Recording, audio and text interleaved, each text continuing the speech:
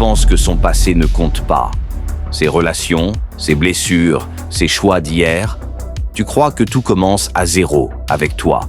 Mais la vérité, c'est que ce qu'elle a vécu avant toi influencera forcément la manière dont elle t'aimera, te fera confiance ou se protégera de toi. Et plus vite tu l'acceptes, moins tu souffriras de désillusion. Depuis l'enfance, on nous a répété qu'il ne fallait pas juger une personne sur son passé, qu'il fallait seulement voir qui elle est aujourd'hui. Mais cette idée, bien qu'humaine et noble, oublie une réalité fondamentale. Le passé ne disparaît pas. Il s'imprime dans les entrailles, dans la mémoire, dans les réflexes émotionnels. Chaque histoire, chaque échec, chaque perte, chaque décision prise sous l'emprise de la peur ou du manque laisse une trace. Ces expériences façonnent sa manière de se lier, d'aimer, de se défendre. Et ignorer cela, c'est avancer les yeux fermés dans le labyrinthe des relations humaines. L'attachement, la confiance et la fidélité ne sont pas que des idéaux romantiques. Ce sont aussi des mécanismes émotionnels et biologiques qui se construisent ou s'usent au fil du temps. Plus une personne a vécu de rupture, de désillusion ou de trahison, plus il lui devient difficile de se livrer totalement. C'est comme un tissu qu'on recoue plusieurs fois. Il garde les marques des déchirures passées. Mais il ne s'agit pas de juger, il s'agit de comprendre. Comprendre que les blessures d'hier façonnent les comportements d'aujourd'hui. Une personne trahie développera parfois la méfiance. Une autre, blessée par l'instabilité, cherchera le contrôle. Certaines confondront intensité et amour, chaos et passion. Ce n'est pas de la manipulation, c'est de la survie psychologique. Et lorsque tu entres dans sa vie, tu entres aussi dans son histoire. Tu n'hérites pas seulement de ce qu'elle te montre, mais aussi de ce qu'elle cache, de ses ombres, de ses réflexes, de ses peurs. C'est pourquoi l'amour n'est pas seulement une rencontre entre deux êtres, mais entre deux passés. Ignorer ce passé, c'est comme marcher dans un champ de mines sans regarder le sol. Le stoïcien, lui, regarde les choses en face. Il ne juge pas, il observe. Il ne condamne pas ce qui fut. Il apprend à composer avec. Il comprend que l'autre ne peut aimer qu'à la hauteur de sa propre guérison. Tu ne peux pas changer son passé, ni effacer ses fantômes. Tu peux seulement choisir si tu veux en porter le poids, ou si tu préfères marcher ton propre chemin. Ce n'est pas un appel à la froideur, mais à la lucidité. Aimer, ce n'est pas sauver quelqu'un de ses blessures, c'est savoir si tu peux marcher à ses côtés malgré elles, sans te perdre toi-même. Le guerrier de l'esprit sait reconnaître quand une bataille ne lui appartient pas. Certaines âmes portent trop d'histoires pour construire du neuf, sans d'abord se reconstruire. Et le vrai courage, parfois, ce n'est pas de rester, mais de voir les choses telles qu'elles sont, sans illusion, et de choisir la paix plutôt que le chaos. Et quand elle s'effondre, devine à qui on demande d'être le sauveur. À toi.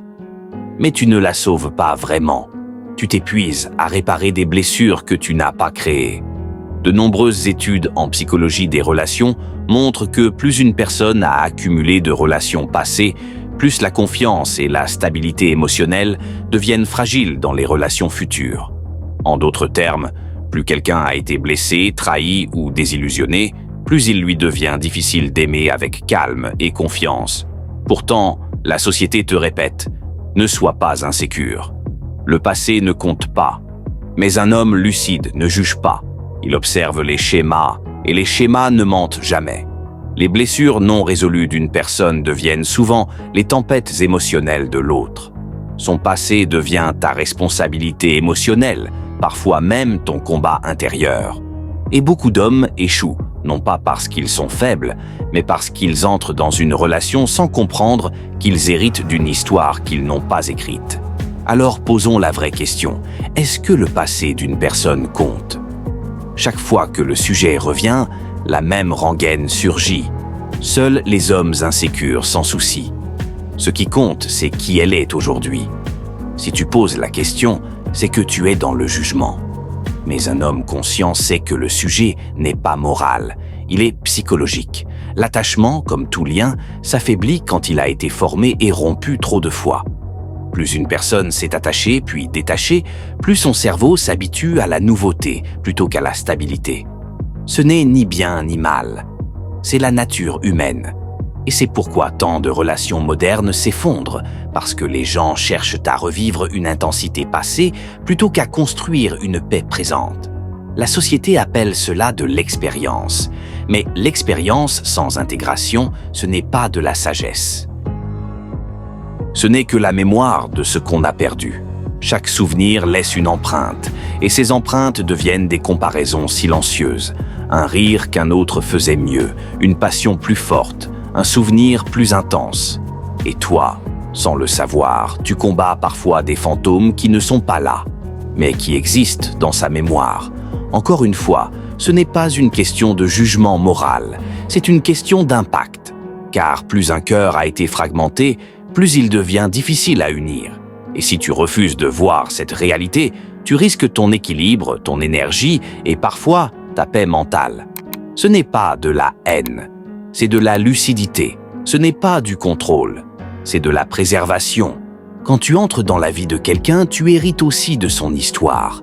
Ses blessures peuvent devenir tes batailles, ses doutes tes tourments, son insécurité ton poids invisible.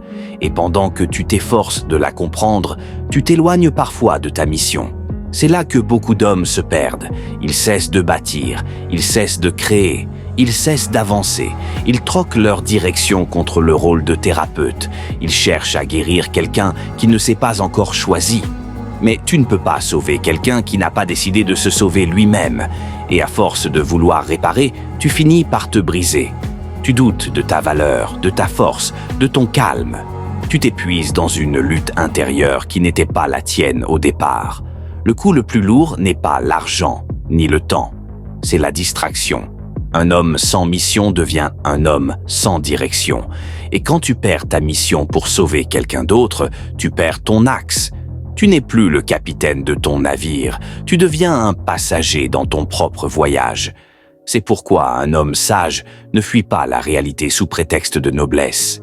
Il la regarde en face, il comprend que la compassion n'est pas la naïveté, et que l'amour véritable ne consiste pas à s'oublier pour réparer ce qui n'est pas à lui.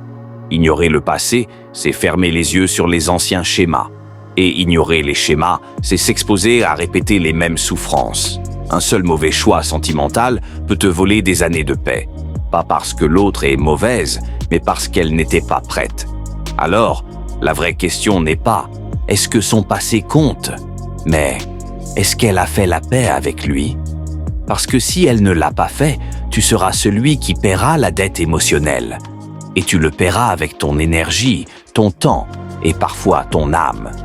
Les hommes tombent souvent parce qu'ils espèrent, parce qu'ils veulent croire qu'ils peuvent être l'exception.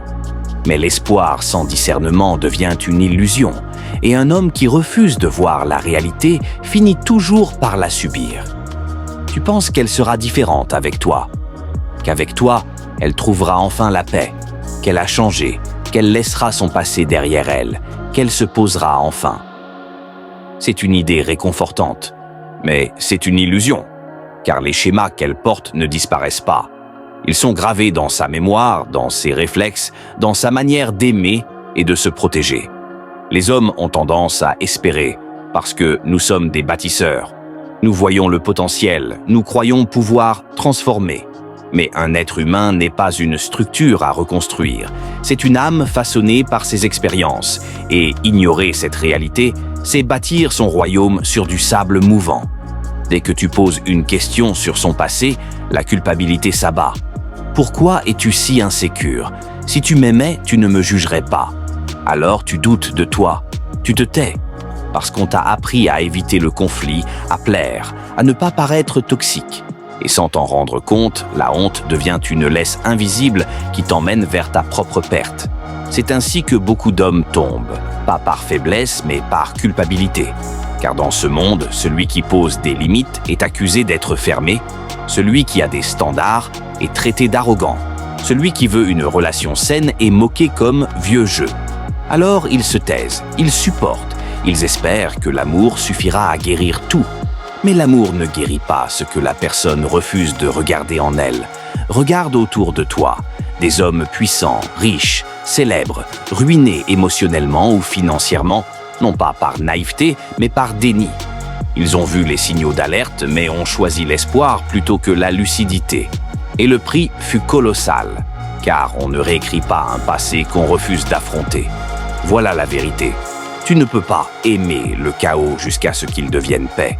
Tu ne peux pas compenser une blessure que tu n'as pas causée.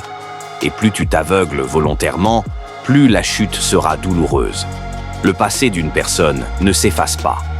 Il façonne sa manière d'aimer, de fuir, de réagir, de se protéger. Ce que tu vois au début, c'est souvent la façade. Ce que tu vivras ensuite, c'est la vérité. Si elle a fui chaque fois que l'intensité retombait, elle le refera. Si elle a nourri sa jeunesse de chaos, de passion et de rupture, il est probable qu'elle confonde stabilité avec ennui. Si son esprit s'est habitué à la nouveauté permanente, comment pourrait-elle soudain chérir la constance ? Tu n'es pas une renaissance, tu es une répétition jusqu'à ce qu'elle décide, elle, de rompre le cycle. Tu peux croire que tu seras l'exception, que ton amour, ta patience, ton énergie changeront tout. Mais l'histoire, la psychologie et la nature humaine ne mentent pas. Et parier ton avenir sur une exception, c'est jouer ta vie sur un mirage. L'espoir n'est pas une stratégie, le déni n'est pas une protection. Et ignorer les faits est la décision la plus coûteuse qu'un homme puisse prendre.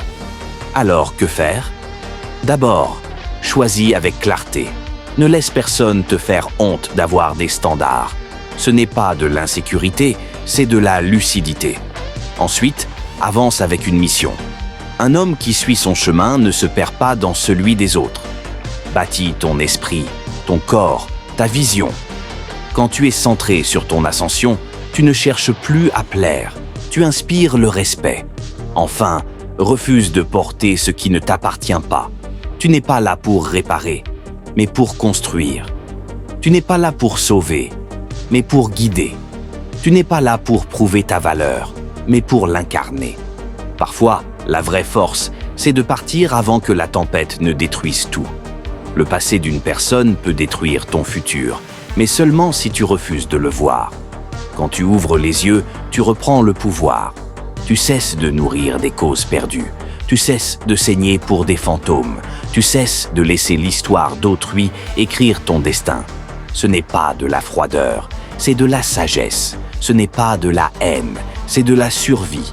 Et dans un monde où tout pousse à l'aveuglement, choisir la vérité est l'acte le plus rebelle qu'un homme puisse accomplir.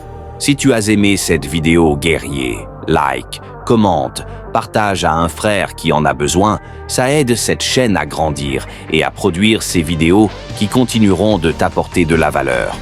Sur ce, je te souhaite une belle journée. À tantôt.